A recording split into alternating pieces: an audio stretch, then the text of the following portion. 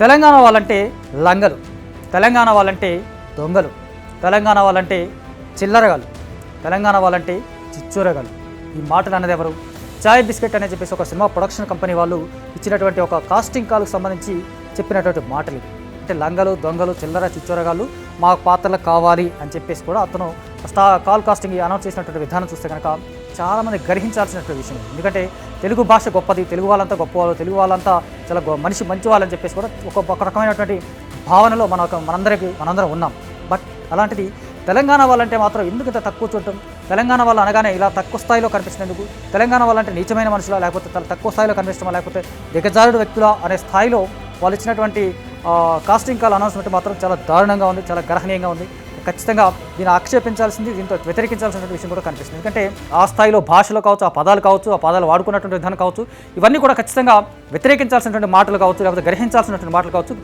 ఖచ్చితంగా వాళ్ళ పట్ల చాలా నీచమైనటువంటి వైఖరితో వాళ్ళు కనిపిస్తున్నట్టుగా మనకి స్పష్టంగా తెలుస్తుంది. ఎందుకంటే తెలంగాణ వాళ్ళంటే కేవలం మందు తాగిన సన్నివేశాలు, లేకపోతే తెలంగాణ వాళ్ళంటే తక్కువ స్థాయి మనుషులు, తెలంగాణ అంటే నీచమైన వాళ్ళు, తెలంగాణ వాళ్ళంటే లోయెస్ట్ పీపుల్ లాగా కనిపించడం, చాలా తక్కువ స్థాయి మనుషుల్లాగా కనిపించడం అనేది మాత్రం ఇప్పటికీ సినిమాల్లో సన్నివేశాలు అంటే ఒకనొకడు సినిమాలో ఉంటే మాత్రం ఓకే, కానీ ఇప్పటికి కూడా ఆ సినిమాలో ఎలివేట్ చేస్తూ ఆ సినిమాలో స్థాయిలో కనిపించడం, ఆ సినిమాలో వాళ్ళు ఇంకా తక్కువ నేలబారి జనాలాగా కనిపించడం, ఆ చూపించడం అనే విధానం మాత్రం, చూపించడానికి వీళ్ళు ప్రిపేర్ చేసినటువంటి విధానం మాత్రం చాలా ఖచ్చితంగా ఆక్షేపణీయం. చాయ్ బిస్కెట్ వాళ్ళు ఇప్పటివరకు చేసినటువంటి సినిమాలు మంచి సినిమాలు చేయొచ్చు, లేకపోతే వెబ్ సిరీస్లు కావచ్చు, ఇవన్నీ చాలా వరకు మంచిగా ఉంటాయి, హుందాగా ఉంటాయి, చాలా వరకు ఆకట్టుకునేలా ఉంటాయి. ఈ ప్రొడక్షన్ నెంబర్ 6 లాగా అనౌన్స్ చేసినటువంటి కాస్టింగ్ కాల్ చూస్తే కనుక వీళ్ళు తెలంగాణ నటులు కావాలని చెప్పేసి ఒక కాస్టింగ్ కాల్ పెట్టారు. అంతవరకు బాగుంది. దాంట్లో పాటు లంగలు, దొంగలు, చిల్లర, చిచ్చోరగాళ్ళు, లెక్క కనబడేటోళ్ళు మాకు కావాలే అని ఒక కాస్టింగ్ కాల్ అనౌన్స్ చేసిన విధానం మాత్రం చాలా వరకు గ్రహించాల్సిన విషయం. ఎందుకు ఇంత తక్కువ స్థాయిలో కనిపించడం ఏంటి అంటే తెలంగాణ ప్రజలంతా ఇంత సాధారణమైన మనుషులా కనిపిస్తుంటారు. తెలంగాణ ప్రజలందరినీ అంటే ఆయా పాత్రలు కావచ్చు, వాళ్ళు పాత్రలకి ఈ పాత్రలు ఎలా ఉంటాయి, ఈ పాత్రలు ఉంటాయని చెప్పేసి కూడా వాళ్ళు ఆకాంక్షించవచ్చు. కానీ ఆ పాత్రలు సమాజానికి అర్థం పట్టేటువంటి విధంగా ఉండాలి కదా, సమాజాన్ని అర్థం పట్టేలాగానే వీళ్ళు ఎలివేట్ చేస్తున్నట్టుగా కనిపిస్తున్నట్టు కదా. ఒక రకంగా చూస్తే కనుక ఒక రాయలసీమలో పాత్ర అయితే కనుక ఇక్కడ రౌడీలు బాంబులు తయారు చేసేవాళ్ళు, లేకపోతే కత్తులతో నరుక్కునే వాళ్ళు, ఇలాంటి పాత్రలు కావాలి మాకు అని ఎప్పుడైనా అనౌన్స్ చేశారా? లేకపోతే గోదావరి వాళ్ళు కావచ్చు, లేకపోతే ఉత్తరాంధ్ర వాళ్ళు కావచ్చు, వీళ్ళందరూ తక్కువ స్థాయిలో మాట్లాడుతూ వాళ్ళు కాస్టింగ్ కాల్ ఎప్పుడైనా అనౌన్స్ చేశారా? అలాగే చిత్తూరు జిల్లాకు సంబంధించినటువంటి పుష్ప సినిమాకి సంబంధించి దొంగలు, లంగలు వీళ్ళందరూ కావాలి మాకు ఆ పాత్రలు కావాలని చెప్పేసి కూడా కాస్టింగ్ కాల్ అనౌన్స్ చేశారా? కేవలం తెలంగాణ వాళ్ళకి మాత్రం ఎందుకు ఇలా బిహేవ్ చేస్తున్నారు? తెలంగాణ వాళ్ళంటేనే ఇంత తక్కువ స్థాయిలో చూపించడం ఎందుకు? తెలంగాణ వాళ్ళంటే ఇంత నీచమైనటువంటి సంస్కృతిలాగా వాళ్ళు కనిపించేలాగా ఎందుకు బిహేవ్ చేస్తున్నటువంటి విధానం?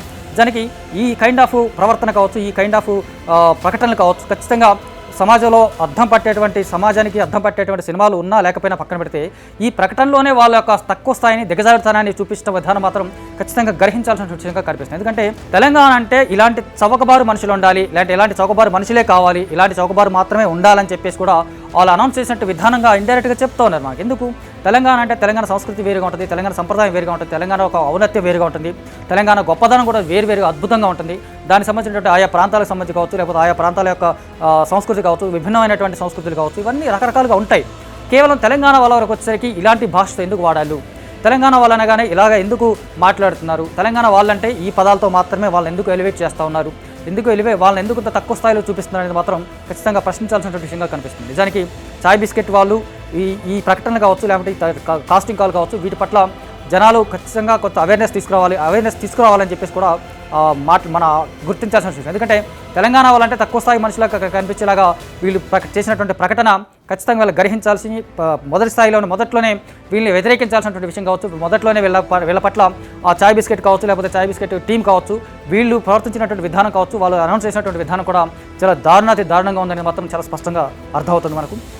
వీళ్ళు ఇక్కడ జాగ్రత్త పడి ఖచ్చితంగా ఈ ప్రకటన వెనక్కి తీసుకోవడమా, లేకపోతే ఈ ప్రకటన పట్ల కొంచెం సానుకూలమైనటువంటి స్పందన వ్యక్తం చేయడమా, లేకపోతే ఈ ప్రకటన పట్ల కాస్టింగ్ కాల్ పట్ల వాళ్ళు మాట్లాడినటువంటి పదాలు కావచ్చు, వాడినటువంటి భాషను కావచ్చు, ఖచ్చితంగా గ్రహించాల్సింది, దాన్ని తీసివేయాల్సింది కాగా ఖచ్చితంగా కోరుతా ఉన్నటువంటి విషయం కూడా కనిపిస్తుంది మనకు. మొత్తంగా చాయ్ బిస్కెట్ వాళ్ళ కాస్టింగ్ కాల్కి సంబంధించి ఆ భాష కావచ్చు, ఆ పదాలు వాడినటువంటి విధానం పట్ల తెలంగాణ ప్రజలు కూడా గమనించాలి, దీని పట్ల వ్యతిరేకించాలి. ఖచ్చితంగా తెలంగాణ ప్రజలంతా కూడా దీని మీద ఏకతాటిగా మాట్లాడాలి. ఖచ్చితంగా ఇలాంటి పదాలు ఎవరైనా సరే, తెలంగాణ వాళ్ళు కావచ్చు, ఆంధ్ర వాళ్ళు కావచ్చు, రాయలసీమ వాళ్ళు కావచ్చు, నెల్లూరు వాళ్ళు కావచ్చు, లేకపోతే ఉత్తరాంధ్ర వాళ్ళు ఎవరైనా సరే, మన భాష కావచ్చు, మన సంస్కృతి కావచ్చు, మన ఔన్నత్యం కావచ్చు, ఇవన్నీ గొప్పతనంగా కనపడేలా తప్ప ఇలా కేవలం ఒక్క భాషను మాత్రమే కించపరుస్తూ దిగజారుస్తూ కనిపించేటువంటి విధానం మాత్రం ఖచ్చితంగా వ్యతిరేకించాల్సినటువంటి అంశంగా కనిపిస్తుంది.